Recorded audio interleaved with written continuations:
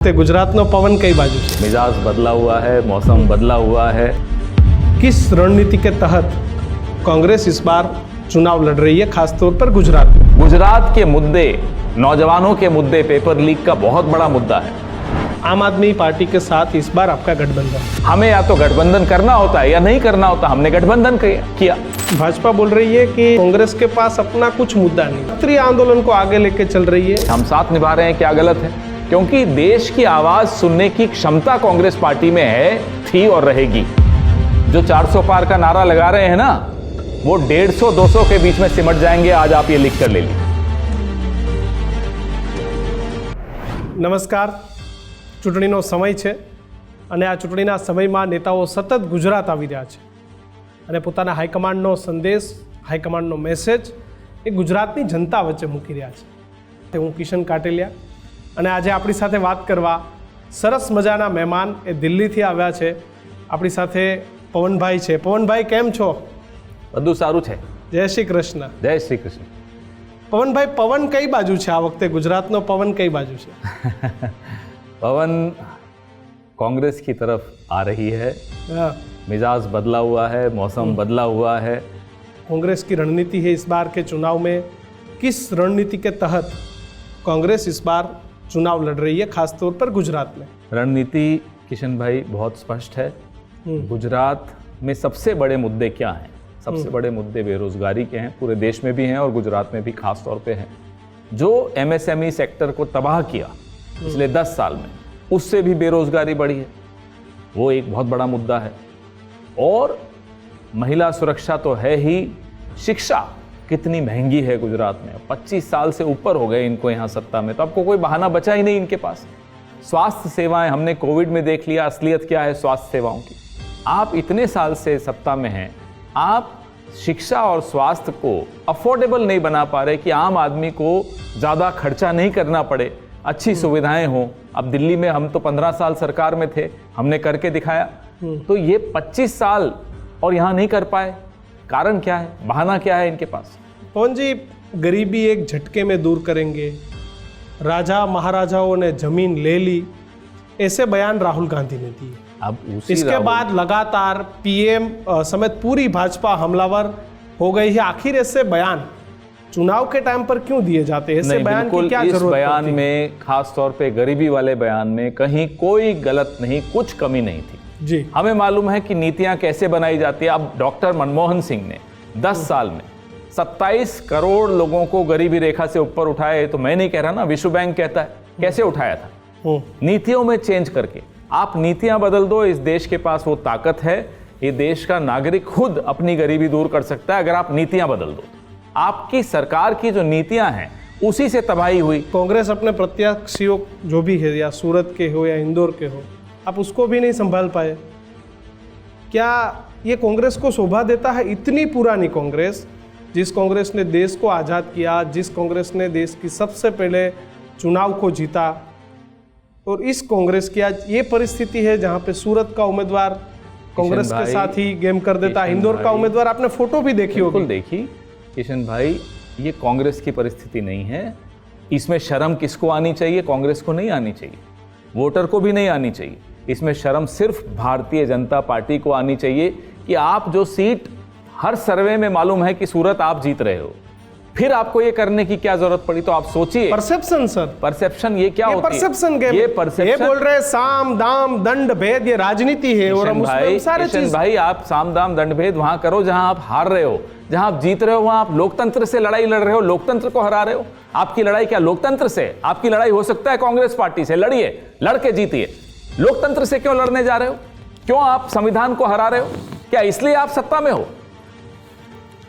तो फिर ये जो सारी चीज़ें हैं, ये इंदौर की हो, सूरत की बात हो, आपको नहीं लगता कांग्रेस के कार्यकर्ताओं का जो मनोबल है वो यहाँ पे कहीं ना कहीं टूट रहा है? दुगने रूप से बढ़ा है। पूरे देश में कांग्रेस के कार्यकर्ताओं में, वोटर में और ऐसे तमाम लोगों में जो सही सोचते हैं, जो संविधान के साथ खड़े हैं, उन सब में गुस्सा है। और इस देश के एक एक सच्चे भारतवासी को दुख होता है कि इस तरह से आप चुनाव क्या जीतते हो साहब, इससे तो न लड़ते वो अच्छा है, ऐसे अगर लड़के जीतना है तो। प्रियंका जी, सोनिया गांधी जी वो चुनाव नहीं लड़ रहे इस बार, अरे अभी वक्त तो आने दीजिए। उसको भी तो मुद्दा बना रहे हैं लोग। अरे इनके लिए क्या मुद्दा बनाना, पार्टी उसको भी मुद्दा बना रही है। बनाने दो मुद्दा, उससे क्या फर्क पड़ता है, इनके हाथ के मुद्दे हैं क्या। हम बेरोजगारी की बात कर रहे हैं, ये हमारी बात कर रहे हैं, हमारी बात करने में क्या आपको रुचि है भाई। देश को थोड़ी सुनना है कौन चुनाव लड़ रहा है कौन नहीं चुनाव लड़ा। देश ये देखना चाहता है कि जो भी चुनाव लड़ रहा है वो मुद्दे क्या उठा रहा है। अब अगर नौजवान का मुद्दा उठाते हैं, आपको पता है किशन भाई 1 घंटे में 2 नौजवान आत्महत्या करते हैं इस देश में, क्या वो मुद्दा नहीं है। 1 दिन में 30 किसान आत्महत्या करते हैं, क्या ये बड़ा मुद्दा नहीं है। 1 घंटे में 4 बलात्कार होते हैं, क्या ये 1 दिन में 100 बलात्कार, क्या ये बड़ा मुद्दा नहीं है। अब इनको इन मुद्दों से बच के भागना है तो ये फालतू के मुद्दे उठा लेते हैं। भारतीय जनता पार्टी कह रही है 400 पार, और गुजरात में तो पवन सर 5 लाख से ज्यादा 5 लाख से ज्यादा वोटों से ये लोग चुनाव जीतने वाले हैं, ऐसा दावा लगातार हो रहा है। मुझे एक बात बताओ किशन, जब जीतने के लिए और सरकार बनाने के लिए सिर्फ 272 चाहिए होते हैं तो 400 क्यों चाहिए, ये नियत क्या है। हम बार बार सोचते थे कि क्यों बोल रहे हैं 400 पार, फिर जवाब वहीं से आया, अनंत हेगड़े से जवाब आया, ज्योति मिर्धा से जवाब आया, अरुण गोविल से जवाब आया कि साहब संविधान बदलना है। क्यों बदलना संविधान, आप आरक्षण के खिलाफ हैं। हम तो कह रहे हैं आरक्षण के ऊपर जो 50% की सीमा है वो भी हटाइए, और जो अगड़ी जातियां हैं, बड़ी जातियां जो अपने आप को हम जो कहते हैं जिनको कि साहब ये फॉरवर्ड कास्ट है, उनके भी जो आर्थिक रूप से पिछड़े हुए लोग हैं उनको भी अनामत मिलनी चाहिए, रिजर्वेशन मिलना चाहिए। ये बोलते हैं कांग्रेस ऐसी बातें करके मुद्दा भटकाना चाहती है, कांग्रेस जातिवाद की राजनीति करना चाहती है, इसलिए बार बार तो अगर जातिवाद, इसमें जातिवाद दिखता है इन्हें, तो अनामत हटाएंगे क्या ये।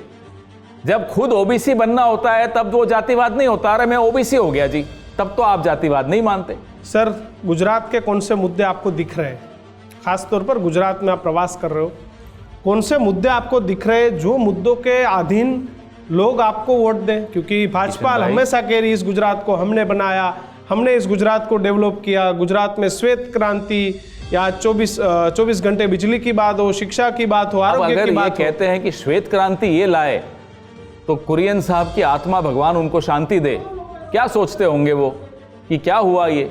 मैं हर चुनाव में यहाँ सक्रिय भूमिका निभाता हूँ क्योंकि मैं पड़ोस के राज्य का हूँ, राजस्थान का हूँ। गुजरात के मुद्दे, नौजवानों के मुद्दे, पेपर लीक का बहुत बड़ा मुद्दा है। हम अपने न्याय पत्र में, हमारे मैनिफेस्टो में पेपर लीक पर हमने बहुत विशेष ध्यान दिया है। हमने गारंटी दी है कि पेपर लीक से हम मुक्ति करा के दिखाएंगे आपको, हम ऐसा कानून बनाएंगे कि पेपर लीक हो ही नहीं सके। नंबर 2, हमने 30 लाख जो खाली पद पड़े हैं सरकारी नौकरियों के, उनको भरने की बात की है। गुजरात में जो बेरोजगारी की हालत है वो सबके सामने है।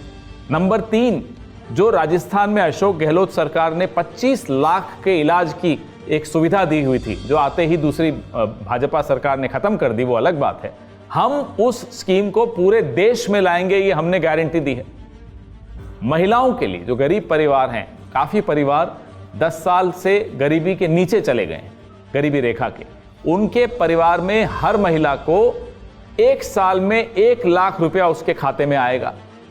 ये सारे वादे अगर हमने, पहली नौकरी पक्की अगर हमने कहा है, ये तो सारे वादे तो सब गुजरात के, भाजपा के कौन से वादे। 10 साल आप पावर में हो, अपनी रिपोर्ट कार्ड दे नहीं पा रहे। आप 10 साल से सत्ता में हो, आप बताइए ना, आपका बही खाता खोलिए ना कि क्या किया क्या नहीं किया। कहाँ है 2 करोड़ नौकरियां जो आपको साल में देनी थी, अब तो 20 करोड़ नौकरियां दे चुके होते आप। कहाँ है 20 करोड़ नौकरियां, बताए। उल्टा नौकरी छीनी, 45 साल का रिकॉर्ड तोड़ा बेरोजगारी का। पवन जी, ये सारी बातें हुई, आम आदमी पार्टी के साथ इस बार आपका गठबंधन है, और ये बात सब जानते हैं, आपके नेता भी मानते हैं कि जो कांग्रेस यहाँ पे 50-60 सीट कोई भी सिचुएशन में लेके आती थी, जब मोदी जी और अमित शाह दोनों गुजरात में राजनीति करते थे, तभी भी कांग्रेस यहाँ पे 40-50-60 सीट लेके आती थी। आम आदमी पार्टी की एंट्री हुई, आप 70 से सीधा 17 पे आ गए, उसमें से भी आपके 4 धारासभ्य ने छोड़ दिया, वो भी फिर से चुनाव लड़ रहे। तो वही आम आदमी पार्टी के साथ गुजरात में गठबंधन, आज वही आम आदमी पार्टी के साथ आप दिल्ली की सीट पे, जहां पे गांधी परिवार वोटिंग करता है, वहां पे उसके साथ गठबंधन। तो ये मुद्दा है, वो पार्टी के कार्यकर्ताओं को, पार्टी के जो नेता वो है, उनको कहीं ना कहीं चुभ रहा है, वो बोल नहीं रहे क्योंकि हाईकमांड का आदेश है। लेकिन इस चीज से कहीं ना कहीं कांग्रेस के लोग पीड़ित हैं। देखिए, अगर हम अभी गठबंधन नहीं करते उसका लाभ किसको मिलता? भाजपा को मिलता। हम क्यों उनको लाभ लेने दें? चिढ़ हमारा कार्यकर्ता नहीं चिढ़ रहा है भाजपा। भाजपा में बड़ी चिढ़ है कि साहब इनका गठबंधन कैसे हो गया। अब हम तो ऐसे नहीं है जो टुकड़े टुकड़े गैंग है हमारा। भाजपा सबसे बड़ा टुकड़े टुकड़े गैंग कौन है इस देश का? भाजपा। शिवसेना तोड़ दी, टुकड़े टुकड़े कर दिए, एनसीपी के टुकड़े टुकड़े कर दिए। हम इस तरह की राजनीति में विश्वास नहीं रखते। हमें या तो गठबंधन करना होता है या नहीं करना होता। हमने गठबंधन किया। हम टुकड़े टुकड़े गैंग तो नहीं हो सकते भाजपा की तरह। नहीं, मेरा जो सवाल था, क्या यही गठबंधन अभी चलता रहेगा? अगर यह गठबंधन विधानसभा में होता तो फायदा था। अरे आज आपके पास लीडर ऑफ ओपोजिशन भी नहीं है गुजरात भाई, लोकसभा का चुनाव चल रहा है, आप चले गए विधानसभा पे। नहीं। या तो आप जो बीता हुआ कल है उसकी बात करोगे या आने वाले कल की बात करोगे। मैं तो आज की बात कर रहा हूं। आज चुनाव हो रहा है लोकसभा का, इसी पे रहिए ना। अब कल क्या होगा या कल क्यों नहीं हुआ, ये तो कमाल की बात है। अब इसका जवाब तो मेरे पास नहीं है। पवन सर, आपके रिपोर्ट क्या कह रहे हैं? सिर्फ कांग्रेस की कितनी सीट आएगी गुजरात में? सिर्फ कांग्रेस? गुजरात में कांग्रेस पार्टी आसानी से 25 में से 12 से 15 सीटें बहुत मजबूती से लड़ रही है और जीतने जा रही है। इस बार कांग्रेस ने जो उम्मीदवार दिए हैं, उस उम्मीदवारों में कहीं तो कांग्रेस ने वो जातिवाद वाला या तो पुरानी वोट बैंक को जिंदा करने का एक प्रयास किया है। जैसे उत्तर गुजरात में आपने 3 सीट ठाकुर को दे दी, गेनीबेन ठाकुर, रामजी ठाकुर, चंदनजी ठाकुर। सौराष्ट्र में आपने लेवा पटेल को सीट दे दी। तो ये मैसेज क्या दर्शाता है कांग्रेस? ये ऐसा नहीं है कि ये सोच के दी। जो समाज के अलग अलग वर्गों का जो प्रतिनिधित्व करते हैं उनको हमने मौका दिया। वो अगर उस समाज में बहुत प्रभावशाली हैं तो उन्हें जाहिर सी बात है हमने टिकट दी। हर पार्टी यही करती है, हमने भी यही किया। हर जाति को, हर समाज के वर्ग को सही प्रतिनिधित्व मिले, यही संविधान की लड़ाई है। यही कांग्रेस पार्टी की, गांधी जी के वक्त की, सरदार पटेल के वक्त की लड़ाई यही रही है। आज भी वही चल रही है, वही कर रहे हैं हम। पवन जी, भाजपा बोल रही है कि कांग्रेस के पास अपना कुछ मुद्दा नहीं है। 2017 में अल्पेश ठाकुर और हार्दिक पटेल के आंदोलन और जिग्नेश मेवाणी के आंदोलन पर पूरी कांग्रेस चली। इस चुनाव में सक्रिय आंदोलन को आगे लेके चल रही है, लेकिन इससे कांग्रेस को कोई फायदा नहीं। देखिए, कोई भी राजनीतिक दल, उनके पास अपना खुद का कुछ नहीं है, वो दूसरे के पे ही चल रही है। आपकी बात भी समझ गया, भाजपा की बात भी समझ गया, उसी का जवाब दे रहा हूं। कोई भी राजनीतिक दल समाज से ही आता है, समाज से बाहर से नहीं आता, कहीं मंगल ग्रह से नहीं आता है।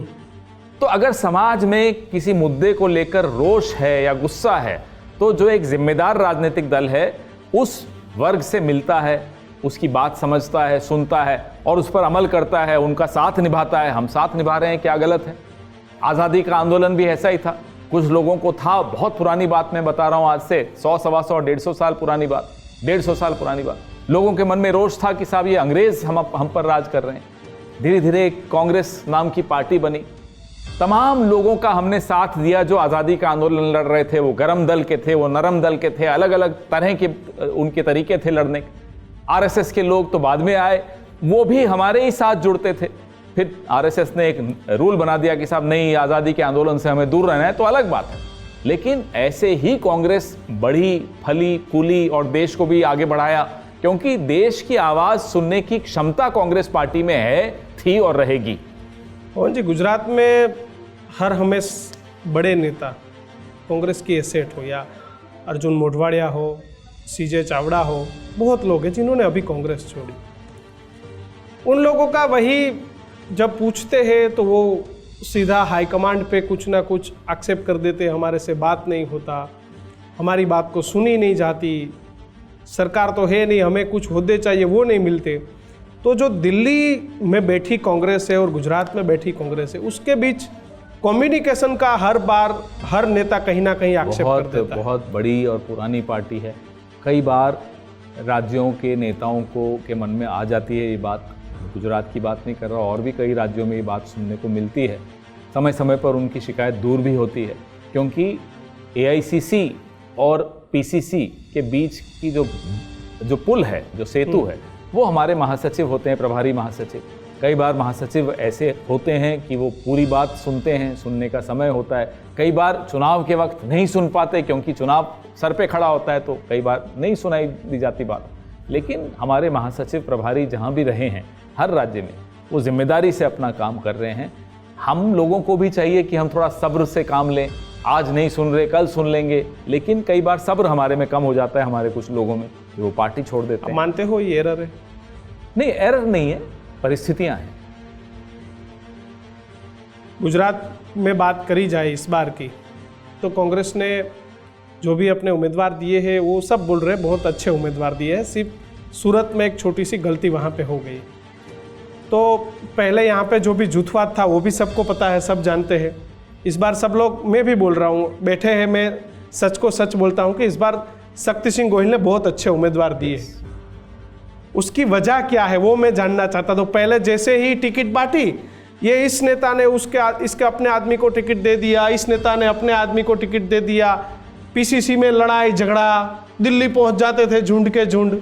इस बार ये नहीं हो रहा है, वो अच्छी बात मुझे दिख रही है। तो उस बात पे भी मैं आज चर्चा करना चाहता हूँ। हर नेता, हर पार्टी पुराने अनुभवों से सीखता है, कहाँ गलती हो गई, कहाँ कमी रह गई। आने वाला जब कोई डिसीजन लेंगे, निर्णय लेंगे, तो उसमें वो गलतियाँ ख़त्म करके और कमियों को ख़त्म करके फिर हम निर्णय लेते हैं। इस बार वही हुआ, हमने अपने पुराने अनुभवों से सीखा। हमारे जो महासचिव हैं प्रभारी मुकुल वासनिक जी बड़े वरिष्ठ नेता हैं, पूरे देश की नब्ज़ पहचानते हैं, हर राज्य में उन्होंने काम किया।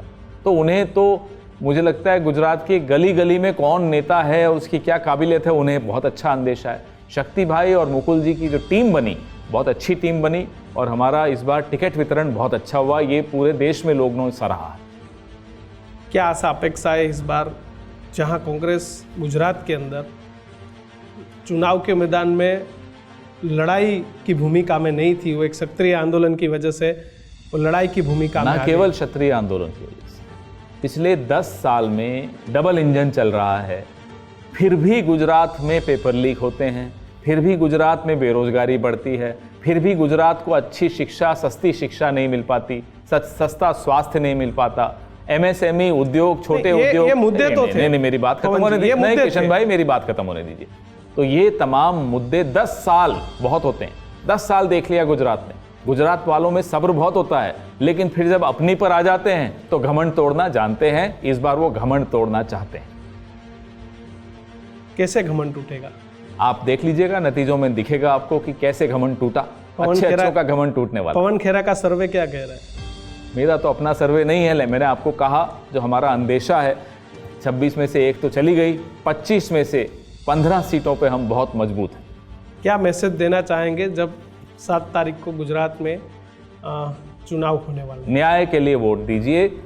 अपने घर पे जो बेरोजगार नौजवान हैं उसको न्याय मिले, महिला को न्याय मिले, खेडूत को न्याय मिले, आदिवासी, दलित, शोषित सबको न्याय मिले, अच्छा स्वास्थ्य मिले, अच्छी शिक्षा मिले, महंगाई खत्म हो, इसके लिए वोट दीजिए। लोग बोल रहे हैं विपक्ष में किसके चेहरे पे हम वोट दें? चेहरे को तो वोट दे के देख लिया ना, क्या मिला? 45 साल का रिकॉर्ड टूटा बेरोजगारी का। चेहरा देख देख के वोट देने में कुछ नहीं मिलता, मुद्दे देख कर वोट दीजिए, यही कह रहा है हम लोग। पवन जी, लोग पक्ष के साथ शख्स को भी देखना चाहते हैं। नहीं, लोग आप और मुझसे और आपसे दोनों से बहुत समझदार हैं। 2004 में भी यही हमारे लिए ट्रैप बिछाया था, साहब किसका चेहरा देख के वोट दें। आपको मालूम था क्या कि 10 साल डॉक्टर मनमोहन सिंह सरकार चलाएंगे और इतनी अच्छी सरकार चलाएंगे जैसा कि उन्होंने चलाई?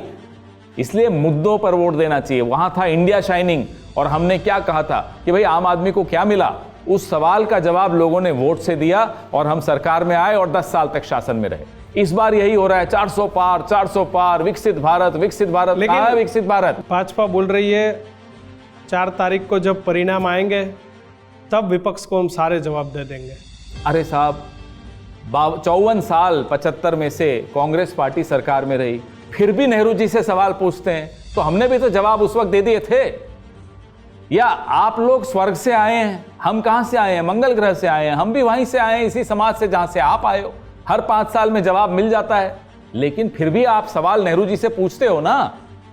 तो इसलिए ये अहंकार, बहुत बड़ा कॉन्फिडेंस है पवन सर। ये अहंकार गुजरात से ही टूटेगा। मैं तो गुजरात वाले जो हमारे भाई हैं, क्योंकि मैं पड़ोस के राज्य का हूं, उन्हीं को कहता हूं, साहब ये दवाई आप ही दे सकते हो। क्योंकि दर्द भी आपने दिया, तुम्ही ने दर्द दिया, तुम ही दवा देना।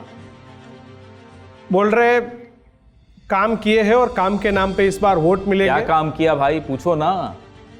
1 घंटे में 2 नौजवान आत्महत्या करें, ये काम किया। कोविड में काम देख लिया था कांग्रेस हमने। मुक्त भारत की बात हो रही है पवन। ये कांग्रेस मुक्त भारत करने के लिए आए थे या बेरोजगारी मुक्त भारत करने के लिए आना चाहिए था आपको? हमने तो कभी नहीं कहा कि आरएसएस मुक्त भारत हो, बीजेपी मुक्त भारत हो। अरे काम करने आइए ना, ये काम है आपका। ये काम सिर्फ चुनावों में होता है। चुनाव जीतने के बाद सरकार चलानी पड़ती है, अस्पताल खोलने पड़ते हैं, स्कूल खोलने पड़ते हैं, नौकरियां देनी पड़ती हैं, उद्योग चलें, धंधे चलें, मिडिल क्लास को और ऊपर उठाओ, गरीब को गरीबी रेखा से ऊपर उठाओ, ये काम होता है। सर पूरे देश में कितनी सीट की कांग्रेस आशावादी है इस बार? हम सरकार बना रहे हैं, इंडिया गठबंधन आश्वस्त है कि हम सरकार बना रहे हैं। और इतना भी बता दूं, जो 400 पार का नारा लगा रहे हैं ना, वो 150-200 के बीच में सिमट जाएंगे। आज आप ये लिख कर ले लीजिए। पवन जी, इस खास चर्चा में जुड़ने के लिए आपका बहुत बहुत धन्यवाद। मुझे अच्छा लगा, धन्यवाद किशन भाई, थैंक यू। धन्यवाद। તો પવન ખેરા આપણી સાથે હતા। સરકાર બનવાની આશા એ ઇન્ડિયા ગઠબંધનને છે, જો કે પરિણામોમાં જ ખબર પડશે કે સરકાર કોની બને છે। વિશેષ રજૂઆત પોડકાસ્ટ સ્ટુડિયોમાં હાલ આટલું જ। નમસ્કાર।